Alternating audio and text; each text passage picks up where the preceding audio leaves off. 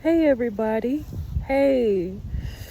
Man, I'm telling you, Instagram, now they're doing something to my lives, right? And it's crazy because you think I'm like I'm a small I'm a small user right now, so I'm like, why are they tripping on me? Like, why you wanna trip on me?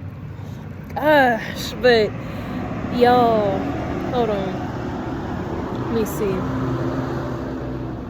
All right, so I'm gonna cut to it because I'm on my lunch break and I'm just gonna get right off into it, okay? So, the topic for today is, y'all, are you really preparing yourself for a twin flame soulmate union, okay? Are you really? Because so many of you are asking for this. So many of you are trying to actively manifest this, okay? So many of you are actually trying to manifest this. And I'm going to read what I wrote concerning that, okay? And then we're going to discuss. I feel some type of way because Instagram really did me like that. They really cut my audio off. Anyways, so what I wrote was, so many are attempting to manifest their specific person, which is also abbreviated as SP in the manifestation community, or twin flame, but in all actuality, would you really be ready for them? What kinds of skills are you cultivating to be fruitful here on this planet other than mysticism and eroticism? So do you have anything else to offer other than the esoteric mystic nature of a twin flame union? Is there something deeper than that? Do you deserve a twin flame union? The common belief that it has to be chaotic is a lie and a myth. I wrote, do you think you deserve to manifest what you want? Because really, feeling is the secret. If you don't feel like you deserve that, then you're not going to get it, okay? And I'm not trying to tell you that you don't deserve it, because I have to be honest, and I feel there are things from my experience that I've done, to kind of make me a little bit more qualified to talk about these things. No, not even a little bit. I am, because I've been through the loneliness, I've been through the heartaches, the occasionally here and there. But when you baptize yourself in your mission, in your purpose, in the knowledge and the constant 24/7 eternal awareness of God, everything you do, everything you move with, you will move with purpose in everything and all the things that you do. So, yes. So let me go into the next page. Let me go into the next page about what I wrote, because I'm going to deviate away from what I wrote. Let me put my glasses on real quick, y'all. Yeah. Hold on, y'all. These bugs. Hoping not poisonous. But, yes. Okay, so I wrote... I took the glasses off.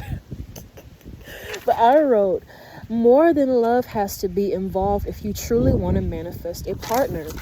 Why? And then I wrote, relationships, marriages are about so much more than just love. At the end of the day, it is about the expansion of knowledge, skills. Hold on, y'all. They really trying to get me.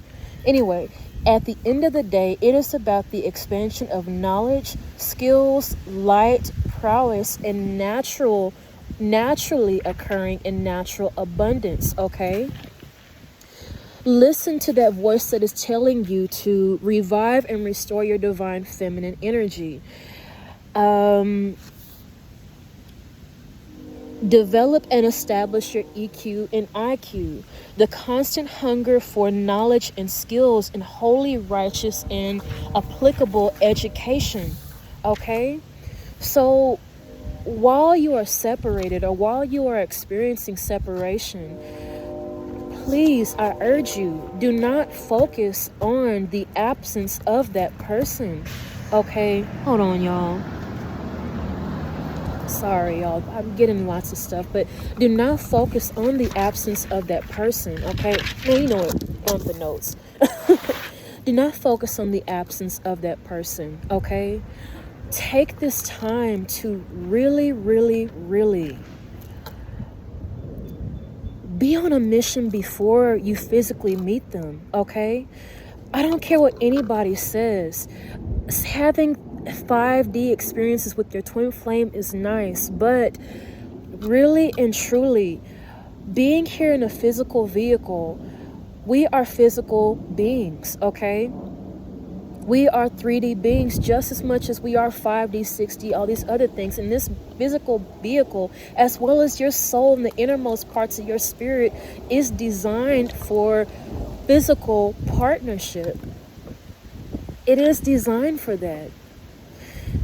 So, when I hear so many people saying they're going to manifest their twin flame, and they want their twin flame to be obsessive over them and really, really wanting them and desiring them, and not even getting sleep, thinking about them, I'm like, that alone tells me you're not ready for this, okay? A twin flame union, a soulmate union, even a partnership, a marriage, it goes way, way beyond just love, just your relationship, just how they feel about you. I hear so many women, that want to get these type of emotions out of a man. And I'm like, it's about your ability to heal, ladies. It's about your ability to purify. It's about your ability to expand that love and transmute that love and expand the horizons of that love so it reaches the far corners of every crevice that is on this planet. Every continent and everything that is on this planet will feel even more than just the love that is felt within that relationship, but the energy exchanges of many, many flavors and multitudes that occur in this marriage. So when you are single, even to my male audience, okay, practice your ability to heal with your words, with your mere words, to touch the soul without hands, okay? Take this time, and I'm probably going to make another video about this because there's so much interference, but I don't care. Take this time to really, really establish your abilities and your skills and cultivate them now. As I'm telling you, if you spend the time properly cultivating the skills that you need, your abilities to heal, your abilities to transmute and alter the trauma that this person that you're coming into union with has experienced from past relationships, family relationships, not even romantic, just even family relationships before you. You are an Einstein of peace. You are an Einstein of being a pacifier, a restorer, a messiah within this relationship, just as much as the other person is for you. And self-love, do not be fooled, y'all. Self-love, how this generation is treating self-love, it's a trauma response. People are treating their self-love for themselves as a trauma response, okay? As a trauma response. It's not even organically coming from the soul, okay? And I heard Dr. Sebi, I was listening to him today. It's like, man, the greatest love you can have for yourself is from you, not from a woman. I'm like, I'm sorry, y'all. They really don't want me to speak on this. Anyways, I don't care. Staying focused. Okay. The greatest love you can really have truly does come from the reflection of yourself in another person's body, in another body. There are certain things that a woman is capable of doing that you yourself as a man are not capable of doing, are not capable of bringing, are not capable of materializing within this life. Of course, we have both divine feminine and divine masculine energies, but the evidence of a female vehicle, a male vehicle, is the evidence that there are certain things that you can learn from the opposite sex that you won't get by yourself. Men, to my ladies, there are certain things that a man can teach you, can bring into your life, can show you, can give you that you will not be able to give yourself just through self-love, okay? And for so many of you, take the focus off of twin flames, soulmates, all these other things.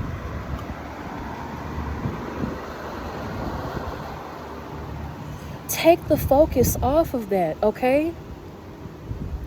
For so many of you, you're using this twin flame thing and like, oh, I'm a star seed. Oh, I'm not even from this planet. I'm not even from this earth. You're using that as an ego boost. You're not even using that to properly move from the perspective of understanding who you are on this planet. The knowledge of being a God, of having godly DNA, of being, God here on this planet is not to make you feel good. It's so that you know who you are and you can move accordingly and plan, okay? So, what I really, really desire for everyone to do, okay, is to really, I'm an advocate for the ego, okay? I'm an advocate that the ego and the desires that you have and are born with are essentially much, much closer to being God, to being the evidence of God, to you embodying that you are God more than this consciousness stuff. But at the same time, the ego in consciousness terms is different from the ego, whereas it's a pride thing. So many of you are like, oh, well, my higher self is this. She's actually this. He's actually this. Be present. The greatest thing is, and yes,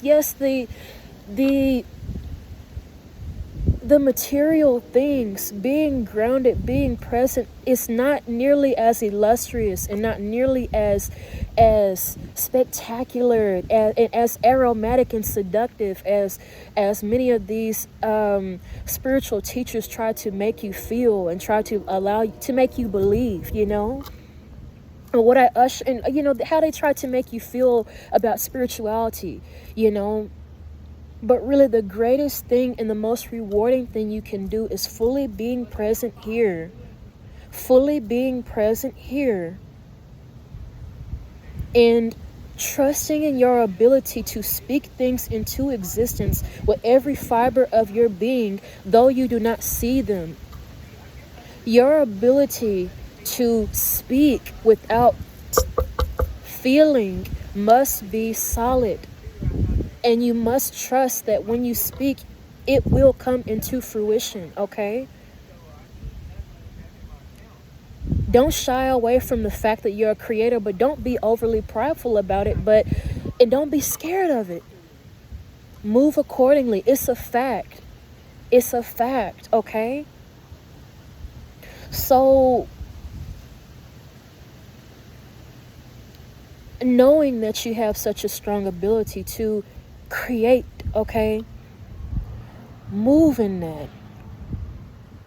But before you see your twin flame, before you come together, every waking moment of yours should be healing from past traumas that you've gone through and developing some type of skill that you can exchange for the skills that your partner is going to give you for what they're going to provide you with. Like I said, a marriage is what love even is, what romance and what so many people want actually is an exchange of eros, of pathos, of romance, but also of knowledge, education, skills, of the ability, of the ability to heal each other, to provide in areas where you may not be so privy to seeing, okay?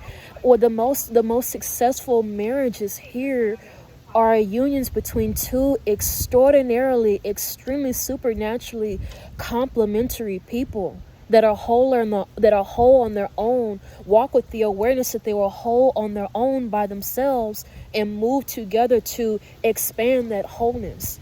It's never coming from a place of lack, okay?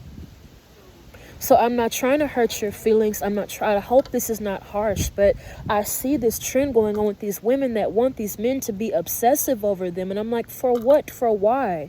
Do you really deserve that? And I'm not trying to be mean or anything. I'm not trying to be harsh.